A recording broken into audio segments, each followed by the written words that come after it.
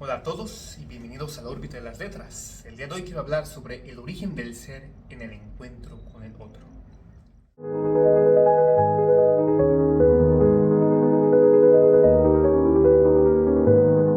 Más que nada es que quiero en esta ocasión hablar sobre la palabra, el deseo, que es el campo del psicoanálisis. Y quiero recorrer un poco la obra a grandes rasgos sobre uno de estos pensadores tan importantes del siglo XX, Donald Winnicott, psicoanalista keniano incluso. Fue médico, pediatra y psiquiatra y psicoanalista inglés. Nació en 1896 y murió en 1971, luego de décadas de investigación y práctica clínica que transformaron radicalmente nuestra manera de comprender al humano, a su infancia, a su sufrimiento psíquico. Su vida, marcada por la experiencia de la guerra y por una escucha atenta a la infancia, encarnó su apuesta teórica, que la salud psíquica no es simplemente la ausencia de conflicto, sino la posibilidad de vivir desde un lugar auténtico, desde un self verdadero. Como dije, Winnicott fue formado como pediatra. Su aproximación al psicoanálisis surge del encuentro con Ernest Jones, lo que lo lleva a realizar su análisis didáctico con James Strachey y luego con John Ribery. Ingresó en la Sociedad Psicoanalítica Británica en 1927 y allí se posicionó como miembro del llamado Grupo Intermedio, un espacio de diálogo entre las posturas teóricas contrapuestas de Melanie Klein y Anna Freud. El vínculo clínico y supervisión con Klein durante 6 años enriqueció profundamente su comprensión de la infancia temprana. Pero fue Winnicott quien introdujo una diferencia crucial. No vas a compensar en el mundo interno del niño, hay que incluir el peso estructurante de la relación real con la madre, algo a lo que llamó el holding, que es el corazón de su pensamiento, que radica en la función materna como sostén del desarrollo psíquico. Desde su concepto de holding o sostenimiento, propone que no se trata solo de una función física, sino fundamentalmente de una función psíquica. La madre es quien debe contener esta angustia del infante, protegerlo de los estímulos abrumadores y permitirle sentir que su existencia tiene lugar en un mundo confiable. Su afirmación es muy contundente al respecto.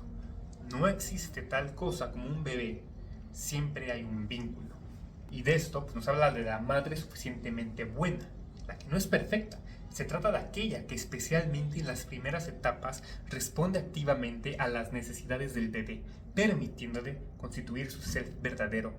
Y más adelante, este self comienza a fallar de forma gradual, tolerable, facilitándole así la tolerancia a la frustración y a la constitución de la realidad externa. Lo cual nos lleva a uno de los mayores aportes de Winnicottianos, que es la distinción entre el true self y el false self o el self falso. El self verdadero es la vivencia subjetiva de existencia, ligada a la espontaneidad y a la creatividad.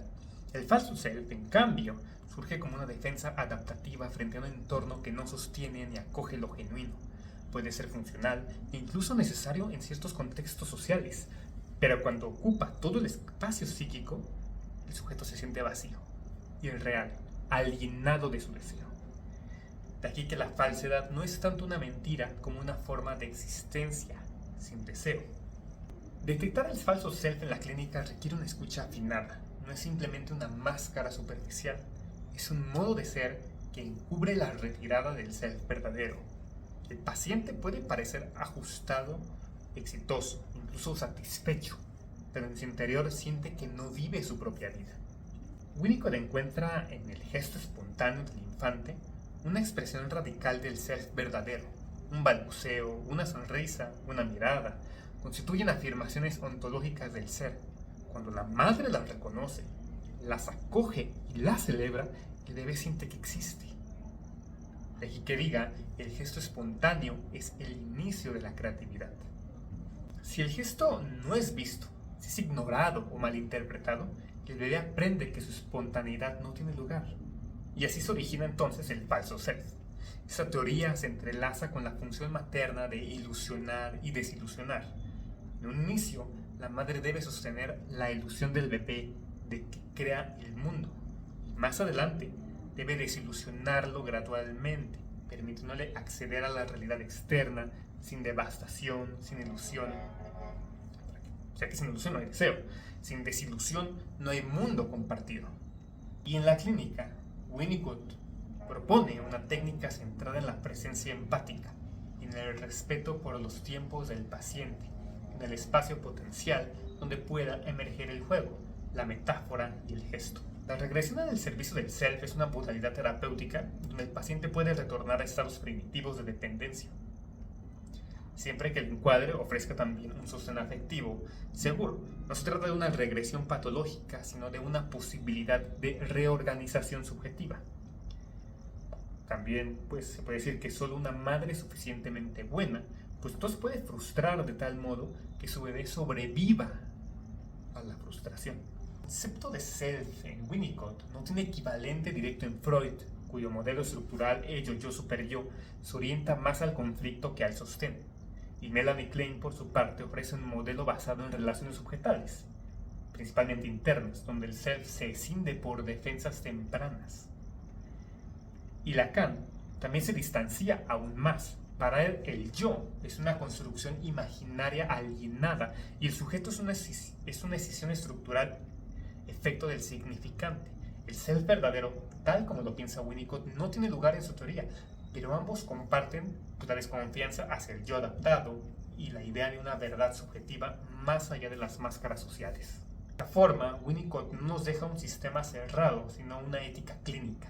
Nos enseña a esperar, a no interpretar prematuramente, a sostener el silencio, la incertidumbre, la angustia del otro, a dar lugar al juego, al gesto, al self que quiere nacer. Hay más que nunca en un mundo hiperadaptado, performativo, en el que se exige eficacia antes que existencia. Winnicott nos recuerda que ser es más importante que parecer, que el analista no cura desde la interpretación omnisciente, sino desde la capacidad de estar presente, de sostener, de esperar al otro en su tiempo. Es decir, el paciente funciona, habla, actúa, pero al final no es. Y esa es nuestra tarea, crear condiciones para que alguien pueda por fin llegar a ser. Bueno, pues muchas gracias por escucharme, acompañarme en este pequeño resumen sobre la teoría, sobre la vida de Winnicott. Sé que es un video corto, y ya hablaré un poco más de Winnicott en el futuro, probablemente, no estoy muy seguro. Pero, pues muchas gracias por escucharme y nos vemos en la siguiente recomendación, apuntes, resumen u opinión de la órbita de las letras.